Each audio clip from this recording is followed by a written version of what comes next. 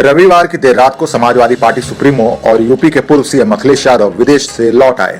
उम्मीद थी कि आते ही वो हाथरस कांड की बिटिया के घर वालों से मिलने जाएंगे, क्योंकि समाजवादियों ने यही खबर उड़ा रखी थी कि विदेश से लौटते ही छोटे नेताजी राहुल और प्रियंका गांधी की तरह पुलिस के डंडे के खौफ के बगैर हाथरस जाएंगे।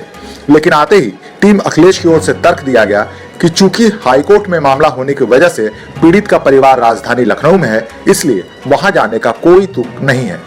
इस बीच कुछ लोगों ने अफवाह फैला दी कि योगी सरकार जिस तरह से विरोध करने वाले पार्टियों के बड़े नेताओं के साथ सलूक कर रही है, उससे अखिलेश यादव डरे हुए हैं। उन्हें लगता है कि जैसे राहुल और प्रियंका को नहीं बख्शा तो फिर न जाने उनके साथ कैसा बर्ताव हो।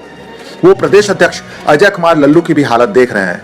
इन सारी बातों के बीच अखिलेश ने मीडिया में आकर दावा किया कि वो योगी सरकार से डरते ही नहीं, मुझे उससे डर नहीं है। हालांकि सरकार का तो ऐसा तरीका है कि अगर आप कहीं हैं भी तभी मुकदमे लगा देंगे आप पर। उत्तर प्रदेश में और हमारी सरकार जो भारतीय जनता पार्टी की यहाँ पर है, वो तो पॉलिटिकल लोगों पे जो मुकदमे लगा रही है वो तो लगा ही रही है।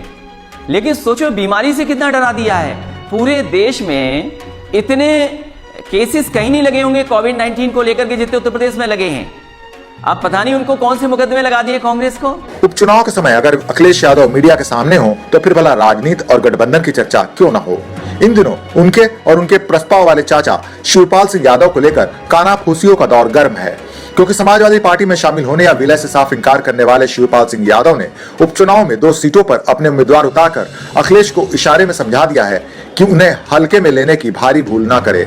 वो राजनीति के पुराने चावल हैं।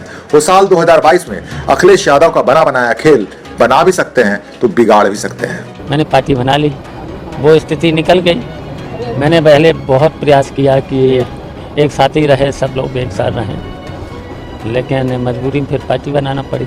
चाचा के कड़े तेवरों को देखने के बाद भतीजा अखिलेश यादव की भी हेकड़ी ढीली पड़ गई है।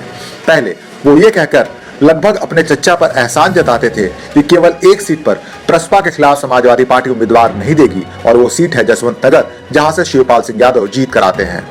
अब अखिलेश की बोली पूरी तरह से बदल गई है। अब वो पहले की तरह ही बयानों में हाल फिलहाल जोड़ने लगे हैं, यानी वो संकेत दे रहे हैं कि साल 2022 से पहले शिवपाल के साथ सीटों की संख्या को लेकर सौदेबाजी हो भी सकती है। हाँ, उनकी पार्टी है, क्योंकि उनकी पार्टी क्यों खत्म हो, उनकी पार्टी है तो उनको भी एडजस्ट किया जाएगा। तो ये मान लिया जाएगा एक सीट अभी जसवंत नगर तो छोड़ दी। हाँ, वो उनके लिए समाजवादी पार्टी कभी कोई प्रत्याशी नहीं उतारेगी अगले चुनाव में। नहीं, अभी तो रणनीति बनाने जा रहे हैं, अभी तो शुरुआत हुई है। अभी तो प्रदेश में और भी कई दल हैं। देखिए, एक सीट का हाल फिलहाल जसवंत नगर छोड़ दी उनके लिए। पूरी तरह से चुनावी मोड में आ चुका अखिलेश अब शिवपाल के साथ साथ दूसरी पार्टियों से तालमेल की संभावना भी खंगालने की बात कर रहे हैं। और आने वाले समय में चुनाव जब होंगे तो किस तरीके से कैसे क्या रास्ता निकले, उस दिशा में अन्य दल जो उत्तर प्रदेश के उनको भी एडजस्ट किया जाएगा। केवल उत्तर प्रदेश में, क्योंकि आने वाले समय में सबसे महत्वपूर्ण चुनाव होने जा रहा है और सबसे ज्यादा तकलीफ किसानों को यहीं पर है, गरीब को यहीं पर है। मजदूर भी सबसे ज्यादा देश में यूपी और बिहार में लौट करके आया है। अखिलेश के निशाने पर उपचुनाव के साथ साथ टारगेट 2022 भी है। उनका इरादा इस उपचुनाव में बीजेपी को ज्यादा से ज्यादा नुकसान पहुंचाकर साल 2022 के लिए अभी से बीजेपी विरोधी हवा बनाने की है। इसलिए वो खुलकर सीएम योगी आदित्यनाथ पर ताबड़तोड़ हमले करने लगे हैं। देखिए, हमारे मुख्यमंत्री जी को बहुत जानकारी है, उनके पास दिव्य दृष्टि भी है, दिव्य जानकारी है और दिव्य गणित है उनके पास। मीडिया में वो खुलकर आरोप लगाते हैं कि योगी सरकार ने कोई काम किया ही नहीं, उनकी सरकारों को अपना काम बताकर केवल मार्केटिंग करते रहे।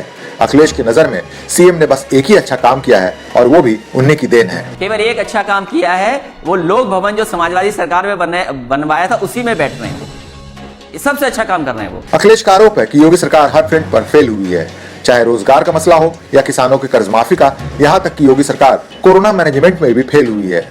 उत्तर प्रदेश में अगर समाजवादी सरकार होती तो एक भी मजदूर पैदल नहीं चलता।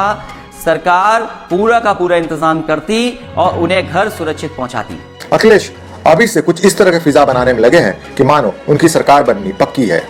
लेकिन जनता समाजवादियों की तरफ देख रही है। जनता देख रही है कि एम्बुलेंस समाजवादियों ने दी, ये पुलिस को रिस्पांस सिस्टम समाजवादियों ने दिया, ये बेहतरीन जो इंफ्रास्ट्रक्चर बनने जा रहा था और आज के जमाने के हिसाब से इंफ्रास्ट्रक्चर बन रहा था, वो किसने दिया? समाजवादियों ने दिया। समाजवादियों ने सड़क पे हवाई जहाज उतार दिए। हम नहीं जानना चाहते हैं भारतीय जनता पार्टी ने कितनी सड़क बनाई है जिसमें हवाई जहाज उतर रहे हों। बहरहाल अखिलेश चाहे लाख हार्ट पॉस्चर दिखाएं, लेकिन सच तो यह है कि वो अपने चाचा शिवपाल सिंह यादव को लेकर अंदर ही अंदर बुरी तरह से हिले हुए हैं। उन्हें डर है कि पर्दे के पीछे से कहीं कांग्रेस या बीजेपी ने उनके चाचा के कंधे पर हौले से हाथ रख दिया तो उनके सत्ता का खेल गुड़ गोबर हो जाएगा। क्योंकि अगर उनके चाचा ने किसी के विषय में आकर उनकी पार्टी के खिलाफ अपने पार्टी के उम्मीदवार उतार दिए तो बसपा केवल वोट कटुआ बनकर ही अखिलेश यादव को सत्ता में आने से रोक देंगे। इसलिए इन दिनों समाजवादी सुप्रीमो के सुर काफी बदले हुए हैं। Bureau report, Lucknow.